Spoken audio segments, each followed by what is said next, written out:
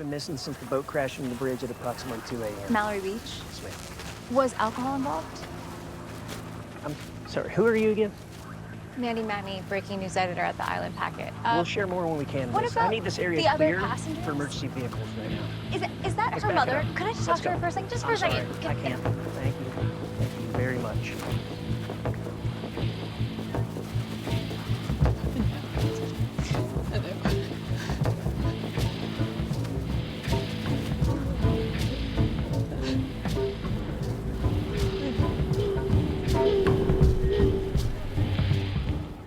19 minutes into episode 2, we see the first appearance of me.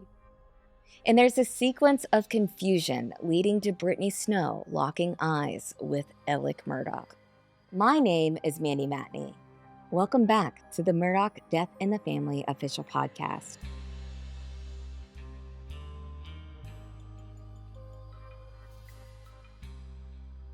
One of the greatest parts of seeing this show take shape has been witnessing how invested people like Brittany Snow have been when it comes to truly understanding the heart and soul of the real people they're portraying.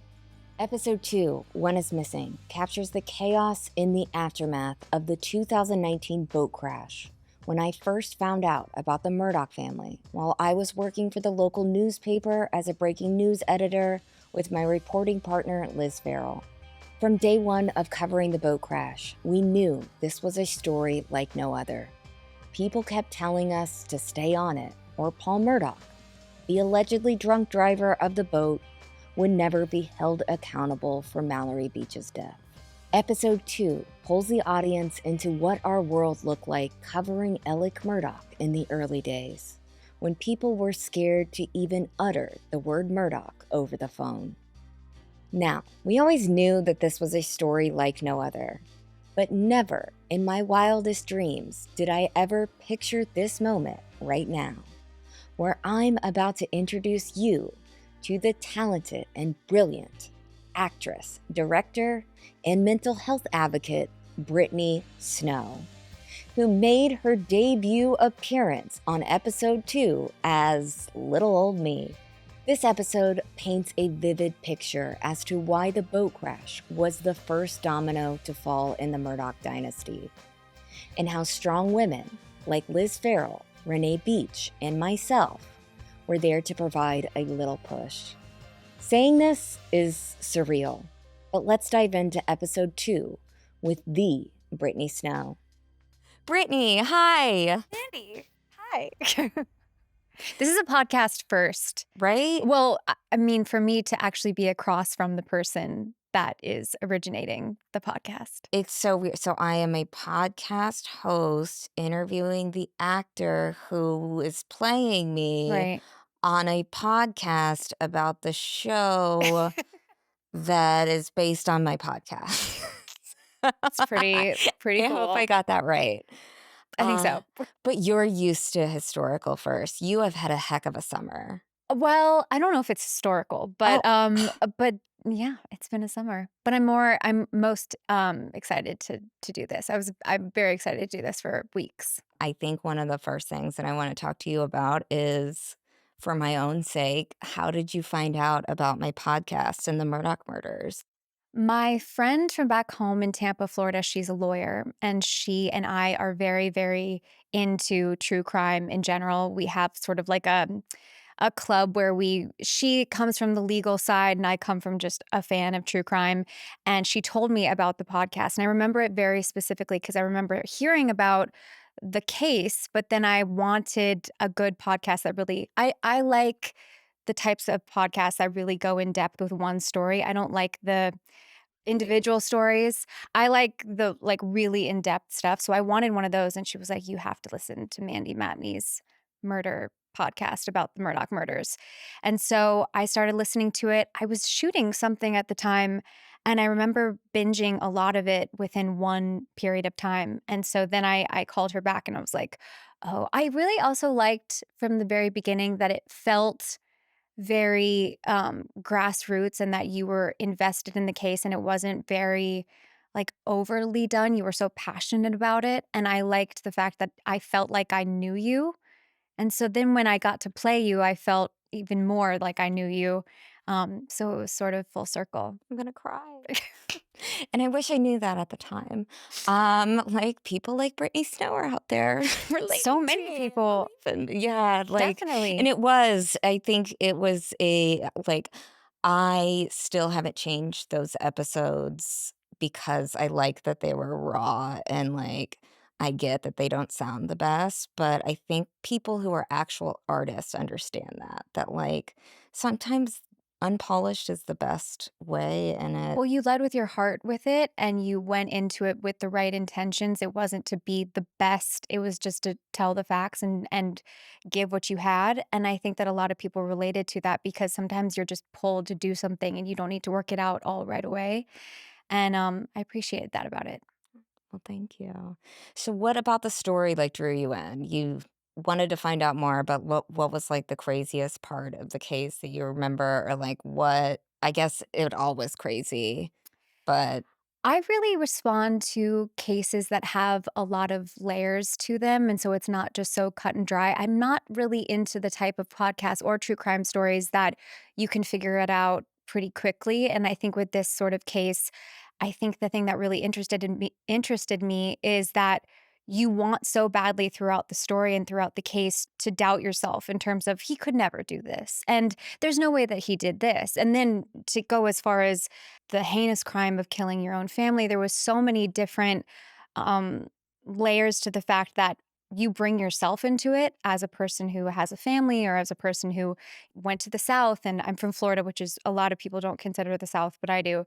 And so I had a lot of things that I went into it sort of doubting the fact that this could really happen, and then to unravel the story piece by piece and then have to kind of double down on the facts was really surprising because you don't wanna believe it. right, and I think that people that still don't believe that he did it, I think it's because nobody wants to, because it's Right. just too Outlandish. horrific to Mhm. imagine. And people always love to say, like, well, the motive doesn't make any sense. And I'm like, motives shouldn't make sense. Like, motive for murder should never really make sense to anybody. No. It's a bad thing to do to kill your family. It's a bad And thing to do in general, yeah, and I think as humans, we want to rationalize the fact, well, there must be some sort of deeper reason, and it can't be so, um, you know, psychopath right, related. It has to be something that innately feels human, but sometimes there's not an answer to that. right. And that's interesting that you said, and I know you are a true crime girly, as and the whole internet knows that now. I'm very proud of it. I love that. In the days, months, and as it turned out, years after the boat crash, Liz and I spent a lot of time after work going through our notes and research and talking through our theories of what happened on the night of the boat crash and at the scene of the hospital. What was happening between the lawyers and the prosecutors? What was happening with the civil lawsuit attached to the case? Our discussions were like journalistic therapy, and sometimes they were accompanied by some very spicy margaritas. For us, this was an unwinding, a decompression from the day, and it gave me a sense of purpose that colored just about every aspect of my life.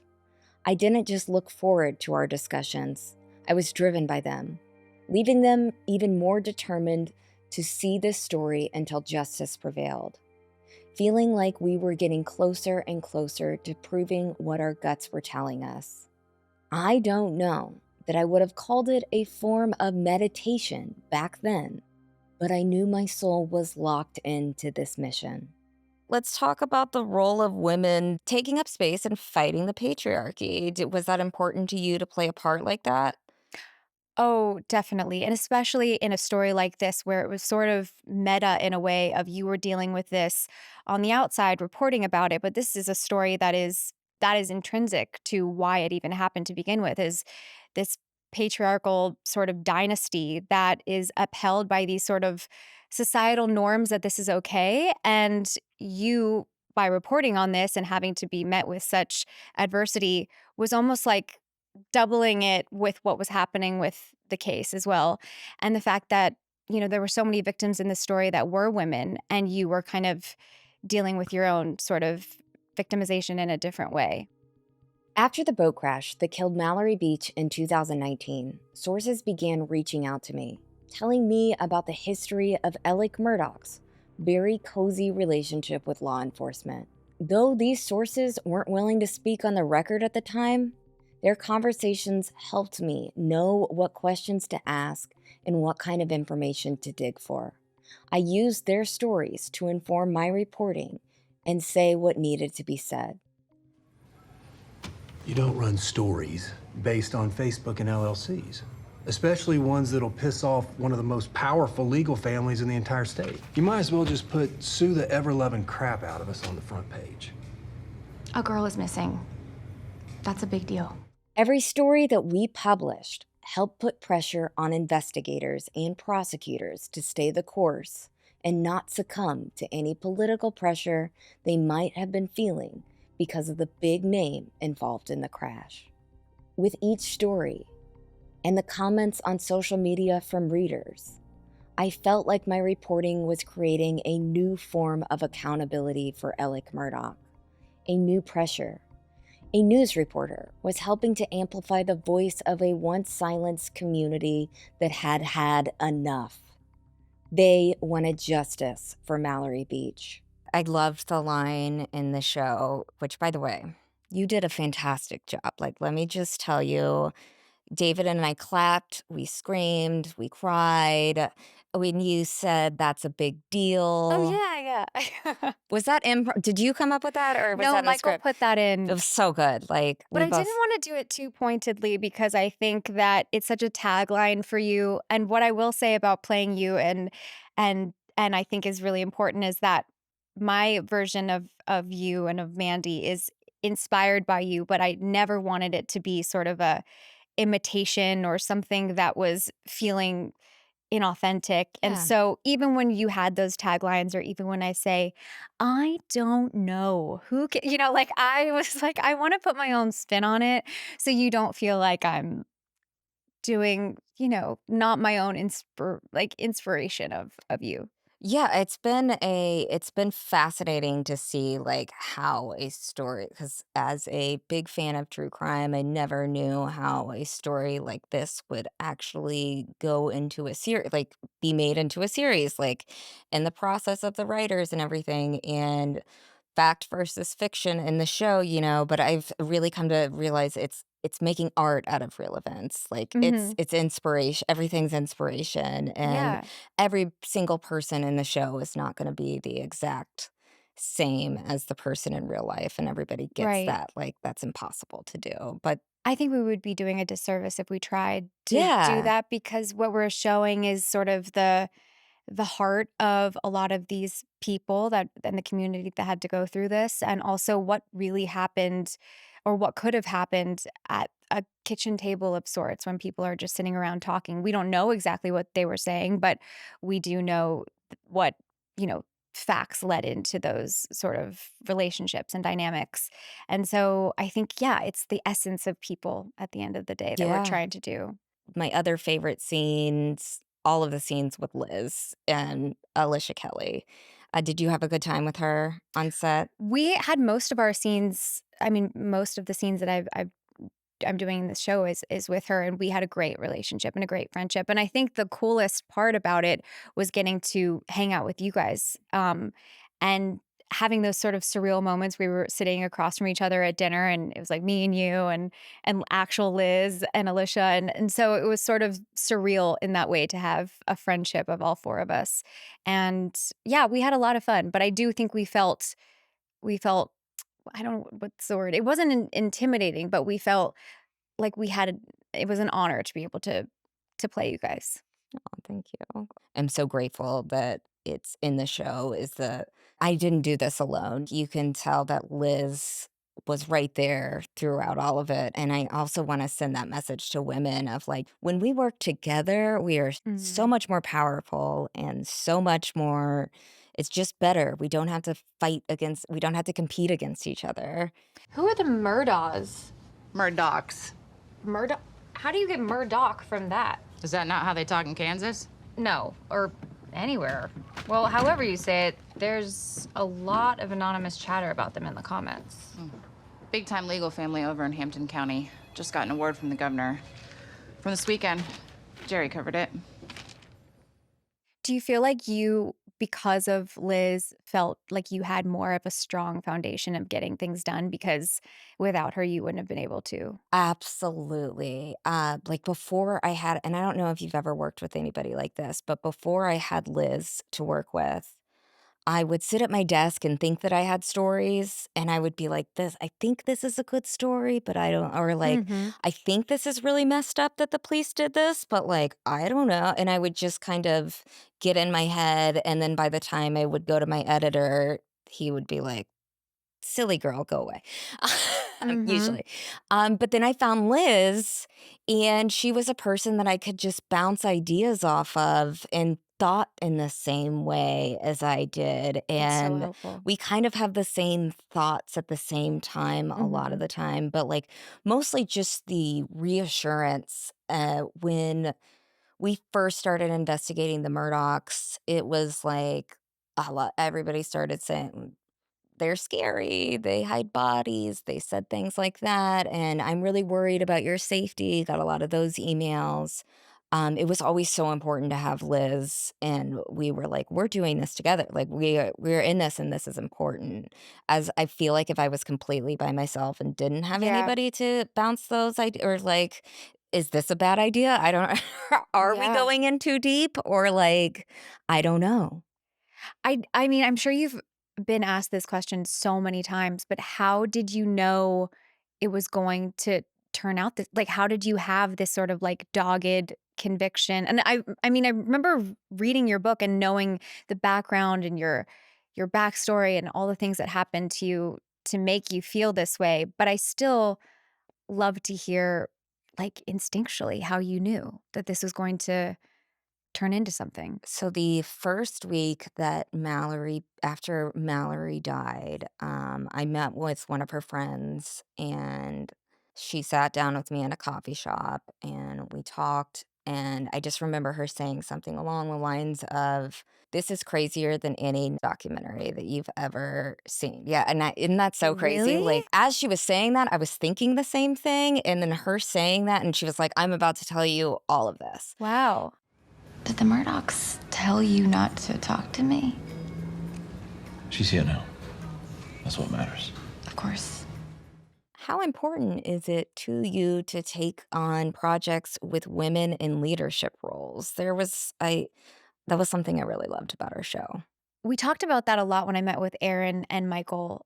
Is that such a huge part of the show is sort of giving a voice to so many women in this story that seemingly could feel voiceless. Maggie, you, I mean, I think that the main thing for them specifically when we were meeting about you was that in normal TV shows or documentaries or movies, the reporter is always serving a singular role of they have this story, they're going after it, they wear a pencil skirt and they do whatever they can to get the scoop. And there's not really like a dynamic understanding of why and what they go through and the things that they have to overcome, and giving you this sense of like a whole person that really wasn't just this sort of one, person or one sort of singular thing. I think was so important for me to be able to take on this role, and I think that the show did that so well in so many ways with all the women in the show.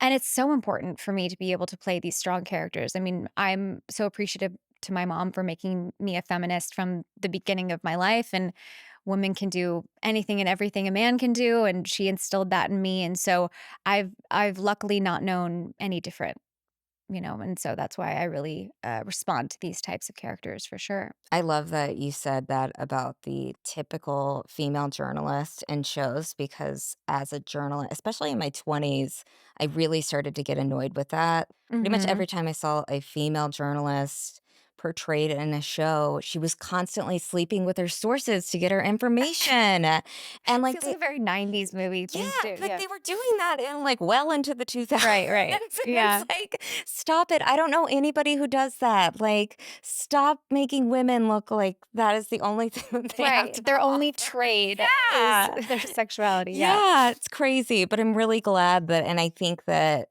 your portrayal of me in the show will inspire younger women to be different in journal, like, go for the thing, and you don't have to be the girl in the pencil skirt, like, and you don't have to fit into that box to be a good, strong female journalist. Definitely. And I think you can make your own type of journalism. Little girls can see this and see you and actually feel like you don't have to be not only that type of journalist in the 90s, but you can pave your own way to become a different type of journalist and anything you want to be. Absolutely, and I love that too. It's just like, and I love that they show Hulu David, we call him, and Hello, and David. you, Yeah, yeah.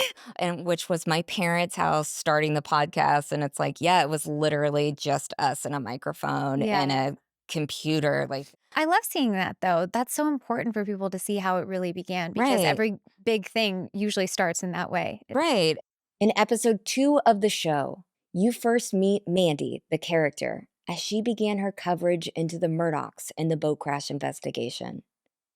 In true pesky fashion, the Mandy character really symbolizes the growing pressure that Alec and his family were feeling from the outside world, specifically from the media. The protective bubble around their family was starting to break apart, and they were becoming more exposed than ever.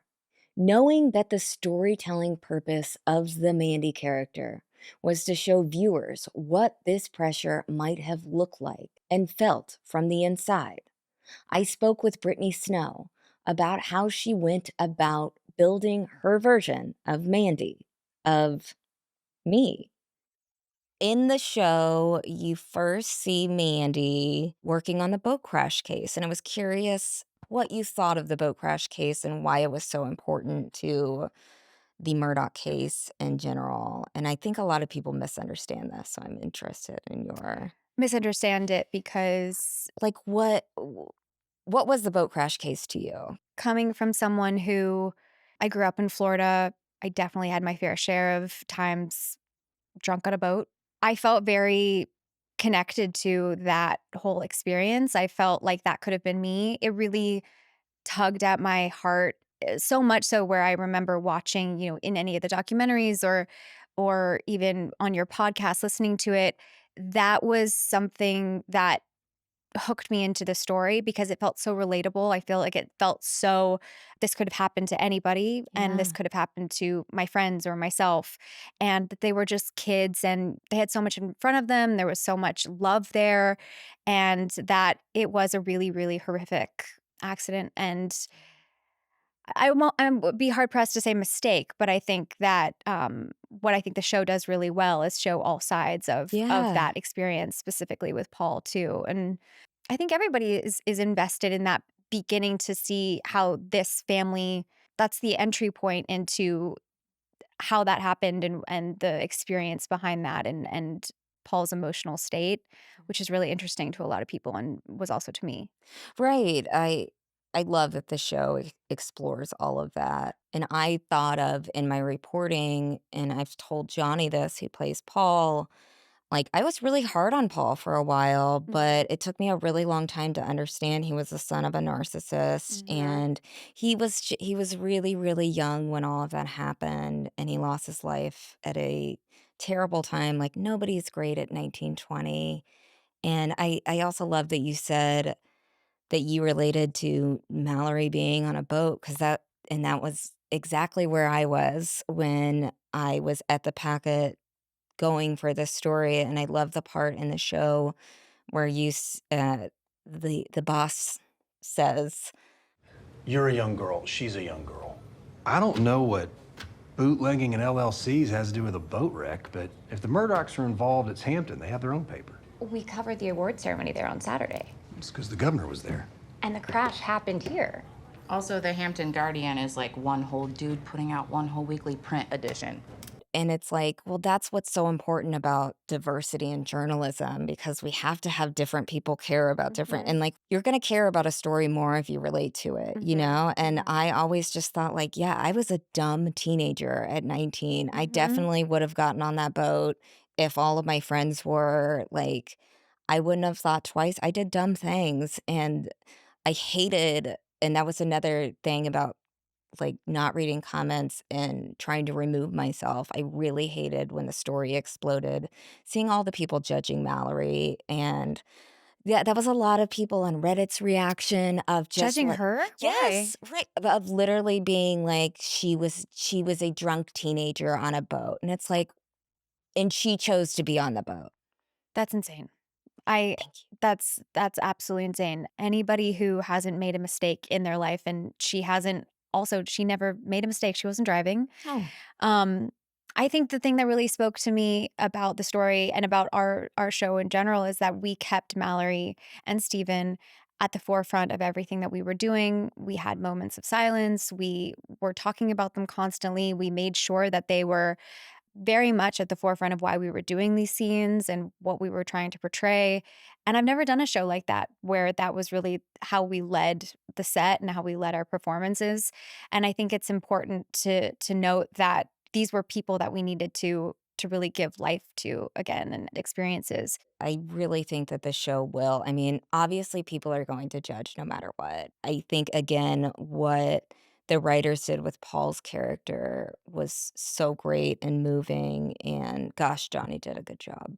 He's incredible. I texted him and I was like, "Sir, you are." I mean, when he gets in that car and he starts hitting himself, just really encapsulates the whole experience of so many teenagers too, of not knowing how to handle these emotions of huge, huge, horrific things that can happen to them and not knowing how to place them. And yeah, and how things change within an instant. I think going back to your original question of why the boat crash really spoke to me too, I think that moment where Anthony is holding Mallory and then in the next moment he's not. I think that for some reason that just makes me want to cry so much, even thinking about it. Just that you're having this carefree night with someone you love, and then in an instant, it's changed forever. And I think that everyone can, if that doesn't pull at your heart, then I'm sorry. But I think that's something that I really wanted to be a part of telling that story of I how that loved happens to I everyone. loved that the show captured Anthony and Mallory's like last moments, and it Mhm. really showed how heartbreak. Because same with me. I'll never forget when we got the surveillance videos showing Mallory and Anthony walking on the docks, like probably an hour before she was killed. And they were holding hands, they were laughing, and it was just like the sweetest teenage romance. And gosh, my heart hurts for Anthony. But again, the show does a really, really good job of showing how much he cared Mhm. about Mallory. And he was in a tough position with Paul. Like, Paul was his friend, and what all those kids went through was horrible. Horrible. I think this show will be able to really shed some light on that and their experiences, which is helpful. Absolutely. So I spent so much of the last 6 years investigating, reporting, discussing, and thinking about the Murdaugh family, as you know. Mhm. But the show seems like closure for me. It really has healed a lot of wounds that were open that I That's didn't really realize. Is that something that you can relate to? Like finally getting working through something, and then finally you're on the other side of it, and Oh yeah, yeah.